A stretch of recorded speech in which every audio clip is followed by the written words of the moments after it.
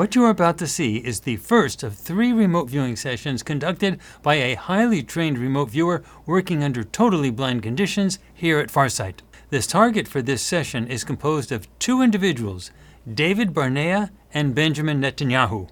Now, David Barnea is the head of Mossad, the Israeli intelligence agency, and Benjamin Netanyahu is the current Prime Minister of Israel. Now, the focus of this remote viewing session is what each of these 2 individuals knew in advance about the attack by Hamas on Israel that occurred on the 7th of October 2023.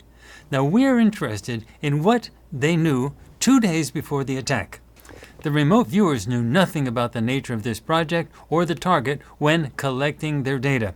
Moreover, none of the remote viewers who worked this target communicated with one another about this project in any way during the data collection phase.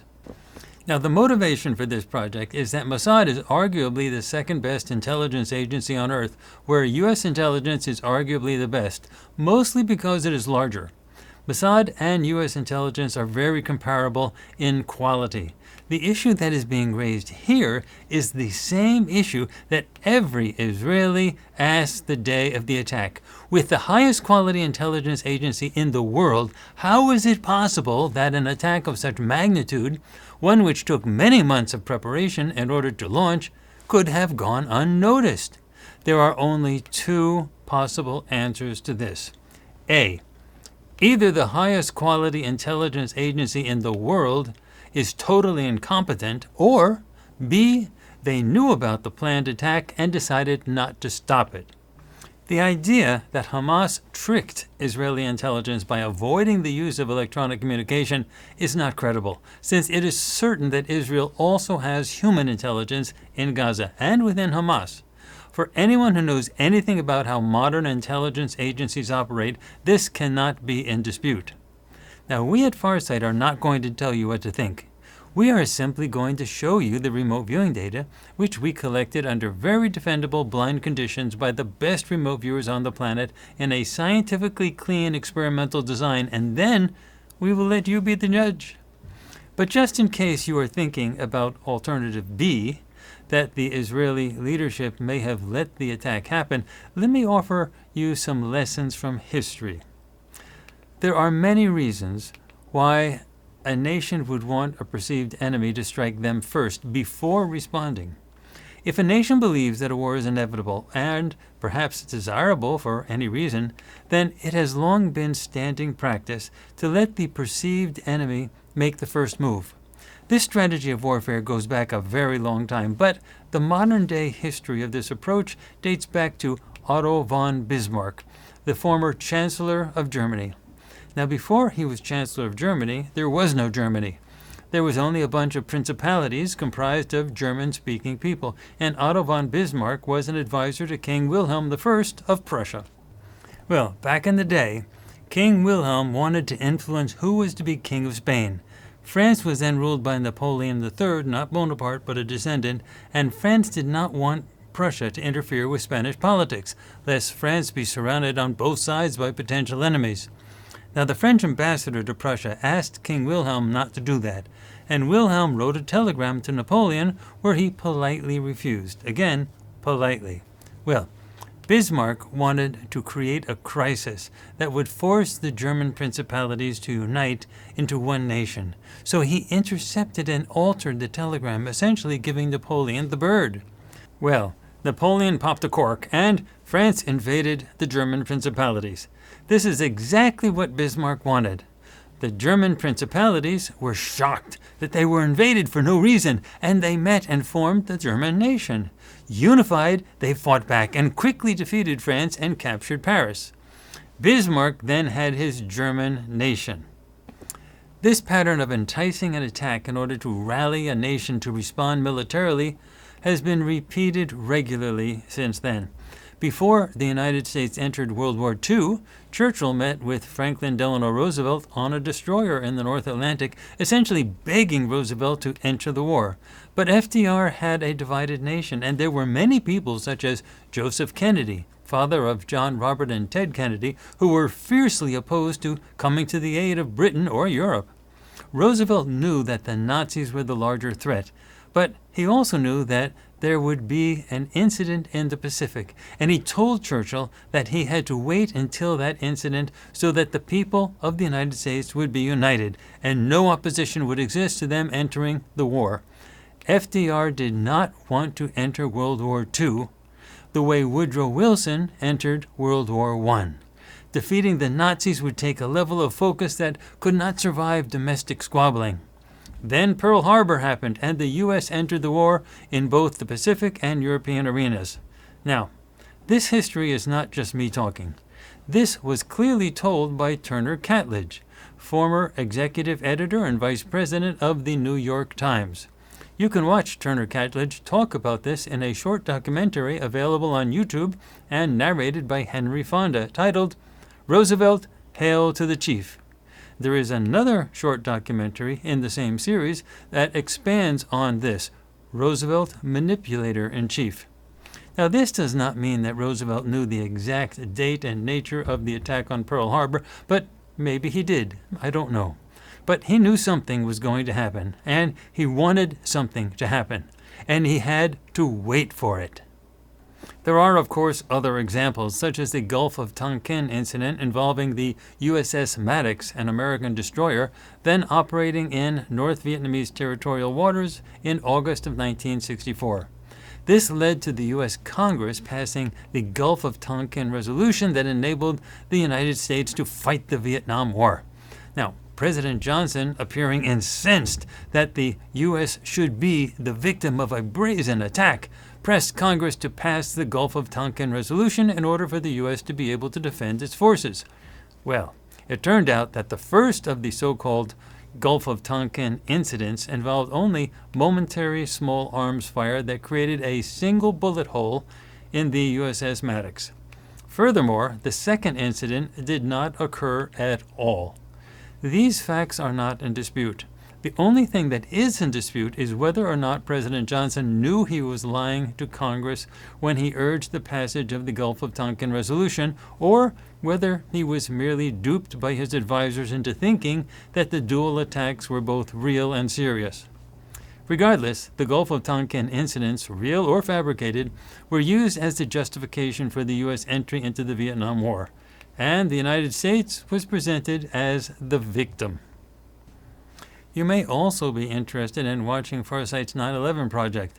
The stronger you believe that leadership would never do something, the more you give your permission to leadership to do exactly that.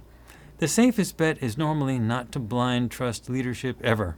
If you believe authorities are always telling you the truth, you are probably being duped. Never underestimate what they are willing to do.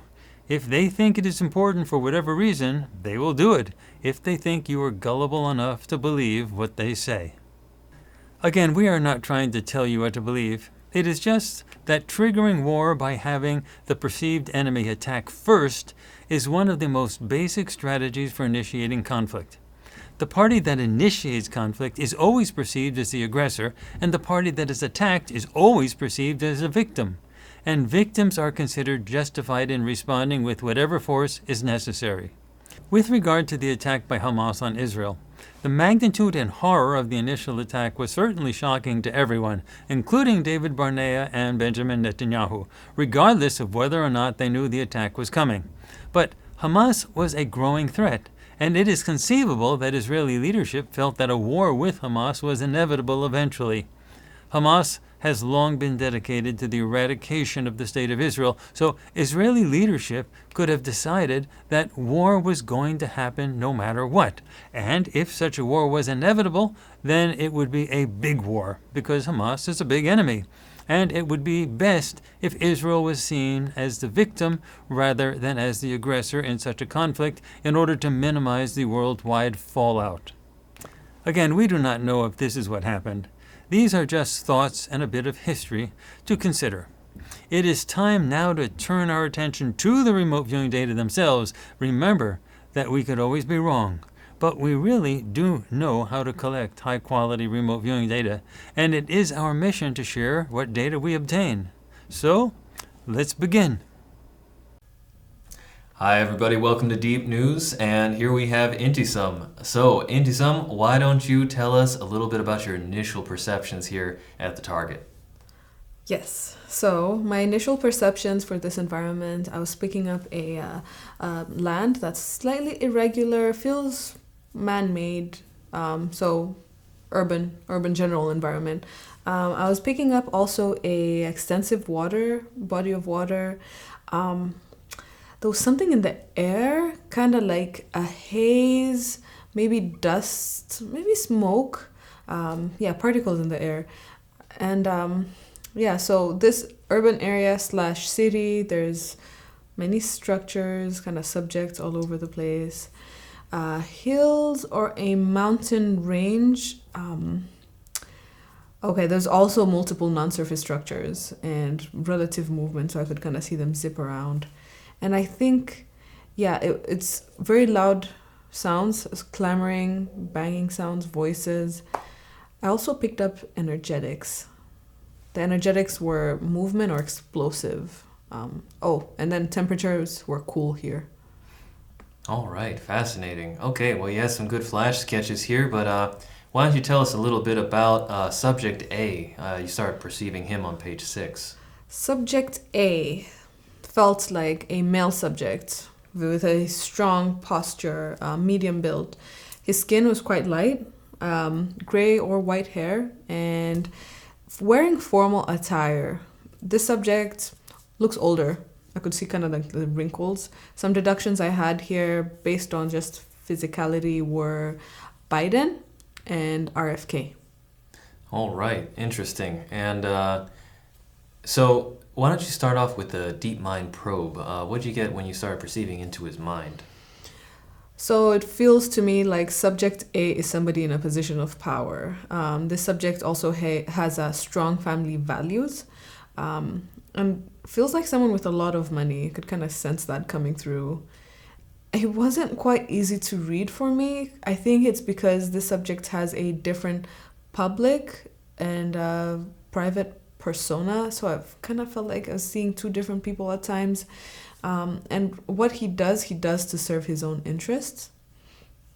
This subject has a political feel, and his mind feels, I would say, more on the conservative side. He personally, to himself, this subject feels like he's a noble person, but I don't know if that's the reality of his character. And they're a public figure. Interesting. So, how about with Concern 1? Was Subject A aware of Concern 1? Yes. It doesn't feel like a huge concern to him, but he's addressing it in his own way, and it's not the main thing in his mind. I was picking up that Subject A's mind kind of feels like a haze. And then, while I was still probing this, I kind of changed. I was getting other perceptions, so I was changing my mind, and I suddenly felt that this concern A was actually a huge concern to subject A, and it feels like something he'd lose sleep over, or kind of weighs him down. And I could sense that he was talking to different subjects about this concern. It's something he needs to address publicly, but he doesn't feel like he has a good grasp on it. So to him, it kind of feels like this whatever this is a slippery slope of some sort. It's a no-win type of situation in that his solution will piss somebody off, you know? I see. Interesting. So, what else did you get with the Deep Mind probe? You were probing about why Subject A feels the way he feels about Concern 1? Yeah. Subject A feels like he's already being criticized about other matters. So no matter what he does, he kind of has a target on his back. But there's also bias there. Like, he's biased about the solution for Concern 1.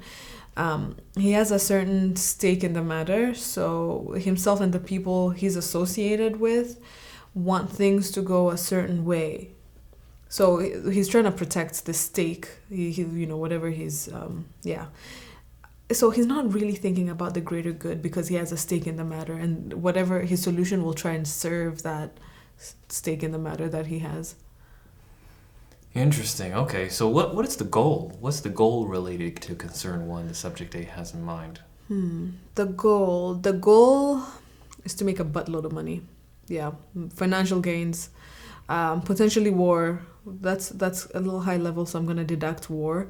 But subject is thinking of a group of subjects that he needs to satisfy in some way. So I got the feeling that he owes them. He wants to appear to do the right thing publicly while appeasing a group of people and himself in the shadows of this concern.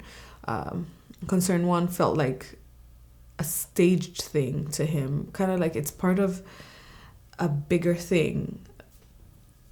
So by staged, it's like this is one stage of it, Concern 1, it absolutely exists, but doesn't exist as how it should exist to him. That's kind of trippy how I said it, but that's how it felt.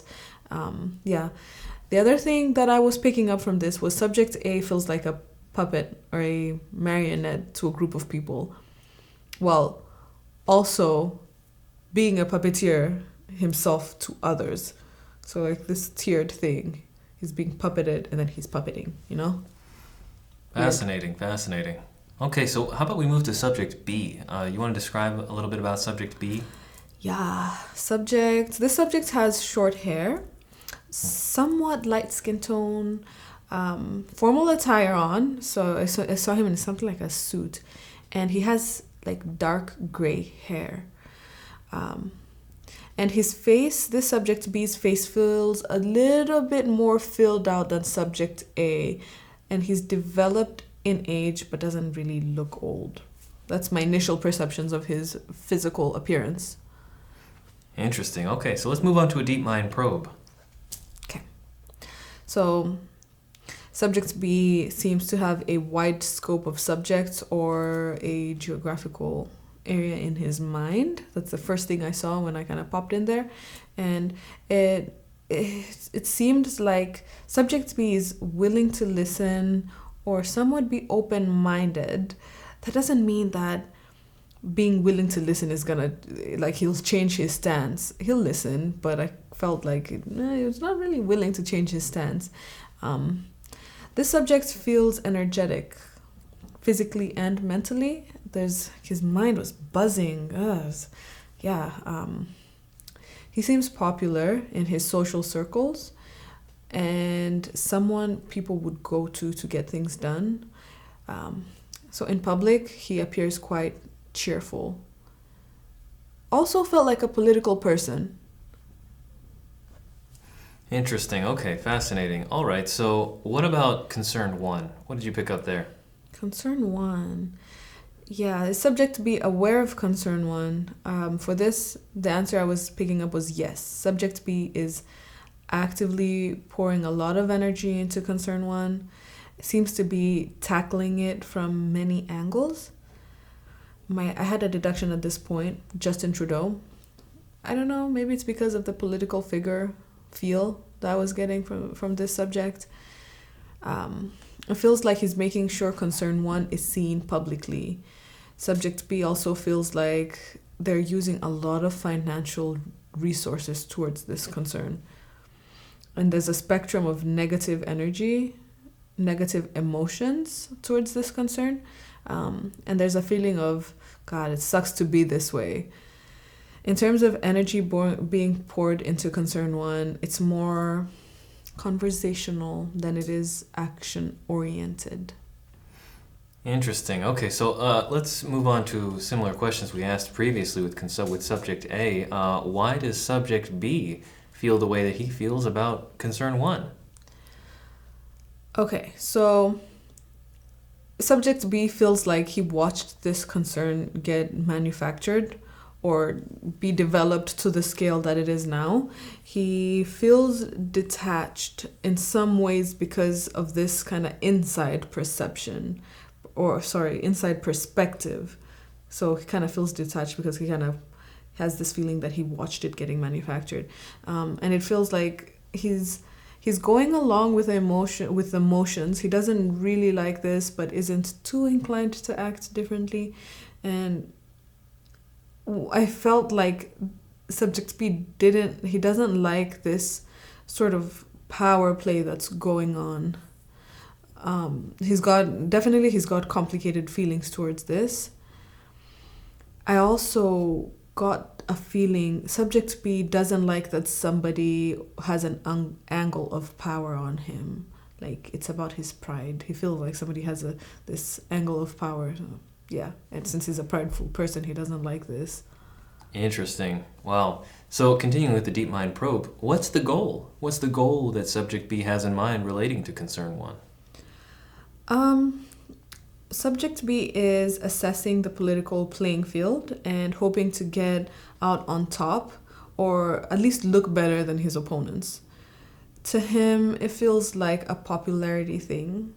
It feels like he thinks this is what matters or will impact his future. All in all, a secondary goal would be helping people, but it's not his main purpose. And he's kind of picked up that he's hoping to get some dirt on his opponents that he can use as well. To me, there was this feel like this is a competition. It feels like it's a competition. Fascinating stuff. All right, so let's move on to your last page. You were probing event E and deep mind probing both subjects A and subject B. What were subject A and subject B's feelings about event E? Okay, so let's start with subject A about event E. He has nervous energy. He's hoping he's done enough. Subject A's thoughts. His thoughts are on a group of subjects that he's counting on. A little bit deflated. I was also picking up anger towards something, and also feels frantic and shock at the same time. Yeah. So that's subject A. Moving on to subject B about event E. Also has the same kind of frantic energy. He feels there's a need to prepare himself for this event or the outcome of this event. I could sense subject B talking to a group of subjects. Was also experiencing negative emotions like a freak out of sorts, and feels the need to sabotage someone. Yeah, feels the need to sabotage someone to save himself. So that's his feelings. I deducted elections for this whatever event E is. Fascinating. All right. Well, really great stuff. Very interesting session. Just to clarify for our viewers, you do not have any idea what the target is, correct? No clue. All right. So completely blind. Yep. Fantastic. All right. So the target title for this deep news session that you did was David Barnea and Mossad. So David Barnea is the chief of the Mossad intelligence espionage agency in Israel. And this basically was revolving around both David Barnea, the chief of Mossad, as well as Benjamin Netanyahu before the Hamas attack on Israel. Oh. Yeah. So that was concern 1. Is the concern 1 is the upcoming Hamas attack on Israel, because the target time that we were probing them was 2 days before the Hamas attack on Israel. So yeah. What? This is how they felt before Hamas attacked them. And it seems like they were aware that Hamas attacked them. They were aware of Hamas's intentions beforehand, and they saw a lot to gain out of letting this attack in.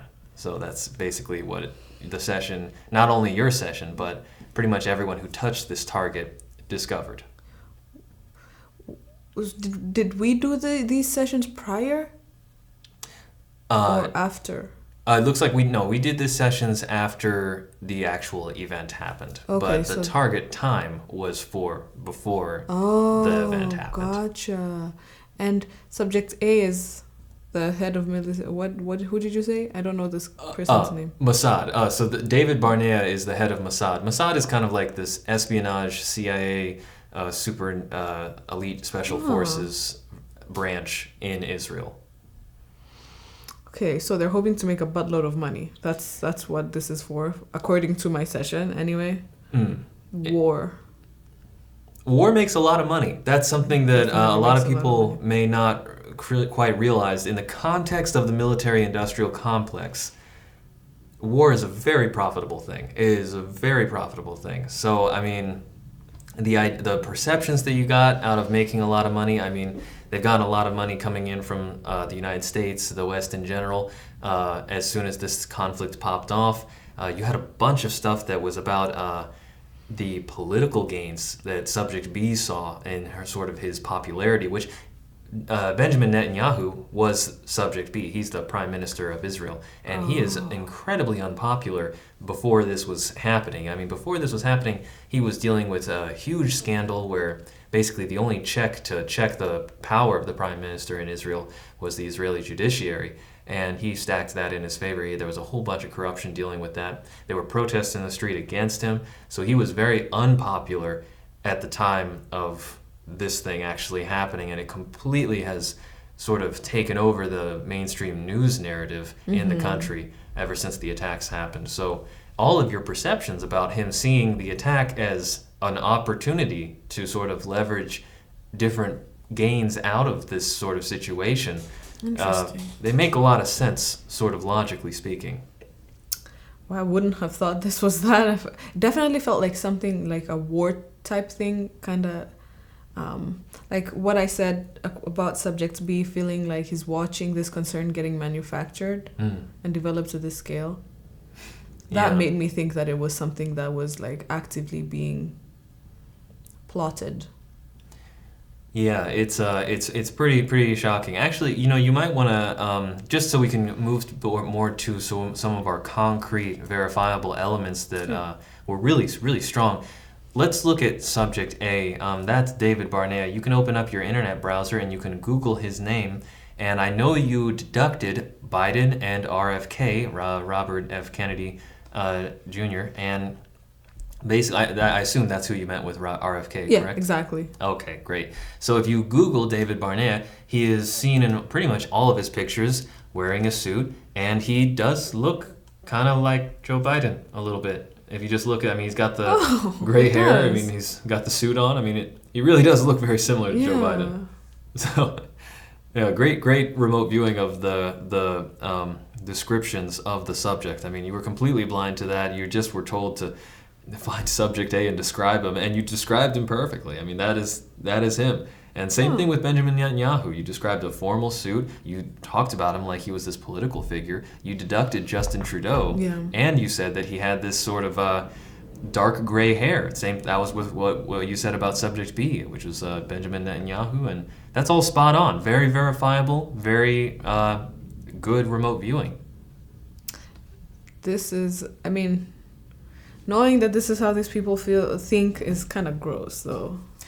Yeah, well, it's that's definitely the military-industrial complex for you. I mean, it's war is definitely, it is seen as this incredibly destabilizing, horrendous, and destructive thing, and that is the truth for most people. But when it comes to the people in power, when it comes to the people on the other side of that equation, it is incredibly profitable, and it puts a lot of money out into new people's pockets. Yep. And a lot of that money comes from taxpayers of different countries. So it's the military-industrial complex is an economic branch of the world. Really, I wouldn't say it's only a part of one country or one government.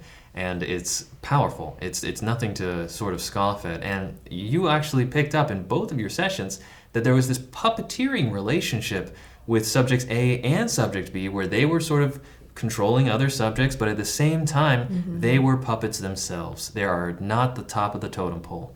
No, definitely. There's this thing about owing someone. So it's maybe this speaks to like lobbying a little bit. Is that if you take money from a certain group, from an organization or corporation or something, you have to make good on it, right? You didn't just take the money to kind of sit on it. No, they want results. Yeah, it's a big thing. So it's I guess what your session really has shown is that it's unfortunate that the people who lead our respective countries, the people who lead openly, publicly, they're not always at the top of the totem pole, and the people that they answer to really probably don't have our collective best interest in mind as the 99%, just to use the euphemism. Right. I would agree with that. Yeah. That would be, yeah, exactly like you said it. Yeah, so it's that was the target. Any other questions or comments?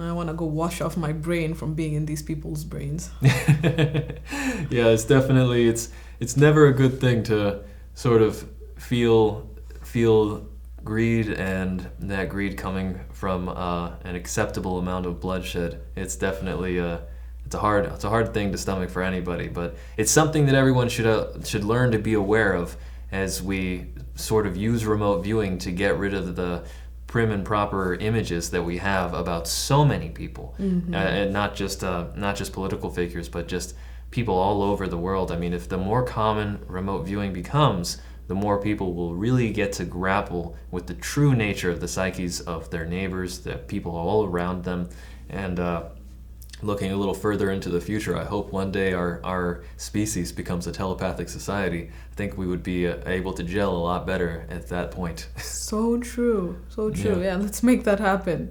Yeah, no more secrets. No more secrets, definitely, 100%. Wait, one last question. What's Event E? Oh, yes. Thank you for reminding me. I forgot about mentioning that one. So Event E was the actual first day of the Hamas attack on Israel. So Concern 1 was the upcoming, it was pretty much the same thing, but the upcoming Hamas attack on Israel from the perspective of it not happening yet. Event E was the first day of the Hamas attack on Israel once it actually happened, once that actually was in their face and it's going down. So it's, you had some pretty interesting perceptions about that, though. Interesting.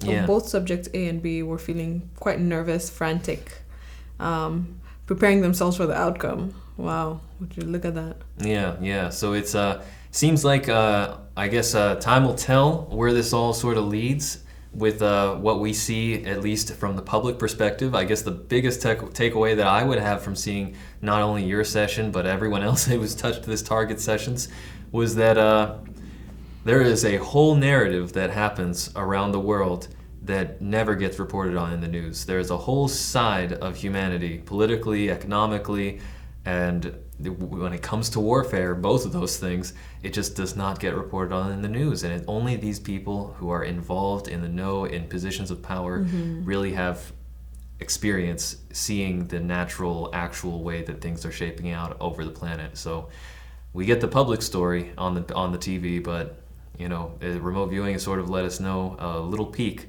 into what the true stories are. Yeah, which we need that, right? We can't just have one narrative being fed to us. Yeah, cool. Definitely. Wow. All right. Interesting. Yeah, definitely. Fantastic. So any last questions or comments? Nope. All right, great. That's fantastic. So thank you everybody for watching. It was great. Thank you.